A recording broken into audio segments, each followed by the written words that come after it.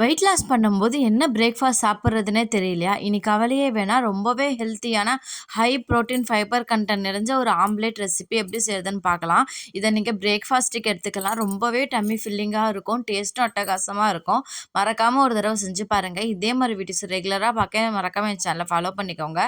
அதுக்கு ஒரு பவுல் எடுத்துக்கிட்டு, ஒரு கைப்பிடி அளவுக்கு கேப்சிகம் எடுத்துக்கிறேன். கேப்சிகம்ல கேலரீஸ் ரொம்பவே கம்மியா இருக்கு அப்படின்றதுனால, நீங்க தாராளமா எடுத்துக்கலாம். இதுக்குள்ள முட்டைக்கோஸ் எடுத்துக்கிறேன். முட்டைக்கோஸ்ல நார் சத்தும் அதிகமா இருக்கு. உங்களுக்கு கேலரீஸும் கம்மி தான். தேவையான அளவுக்கு முட்டை. நான் 2 முட்டை எடுத்துக்கிறேன். உங்களுக்கு வேணாட்டி நீங்க 3 முட்டையா சேர்த்து மஞ்சக்கருவ மட்டும் ஸ்கிப் பண்ணிடலாம். டேஸ்ட் நல்லாவே இருக்கும். தேவையான அளவு உப்பு, அது கூட கொஞ்சமா மிளகா பொடிங்க. இது எல்லாத்தையுமே சேர்த்து நல்லாவே மிக்ஸ் பண்ணி கொடுங்க. நான் காரத்துக்கு மிளகா பொடி மட்டும் தான் சேர்த்துருக்கேன். சிம்பிளா இருந்தாலும் டேஸ்ட் ரொம்பவே நல்லா இருக்கும். இது எல்லாமே நல்லா மிக்ஸ் ஆனதுக்கு அப்புறமா கொஞ்சமா எண்ணெய் ஊற்றிக்கிட்டு நல்லா பேன் ஃபுல்லாக படுற மாதிரி கிரீஸ் பண்ணிக்கோங்க.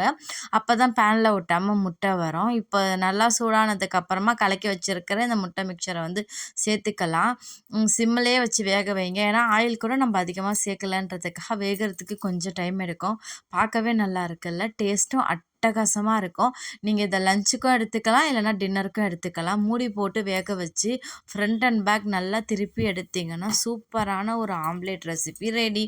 இதோ பாருங்கள், சாஃப்டாக புசு புசுன்னு இருக்கும். சூடாக சாப்பிட்டிங்கன்னா இன்னும் டேஸ்ட்டாகவே இருக்கும். சிம்மில் வச்சு தான் வேக வைக்கணும். ஏன்னா வந்து முட்டைக்கோஸ், கேப்சிகம்லாம் போட்டிருக்கோம் இல்லையா, அது எல்லாமே வந்து குக்காக கொஞ்சம் டைம் எடுக்கும். இதோ பாருங்கள், இவ்வளோ சாஃப்ட் ஃப்ளஃபியாக இருக்குது. கண்டிப்பாக ட்ரை பண்ணி பார்த்துட்டு ரெசிபி எப்படி இருந்துச்சுன்னு மறக்காமல் கமெண்ட்டில் சொல்லுங்கள். தேங்க்யூ.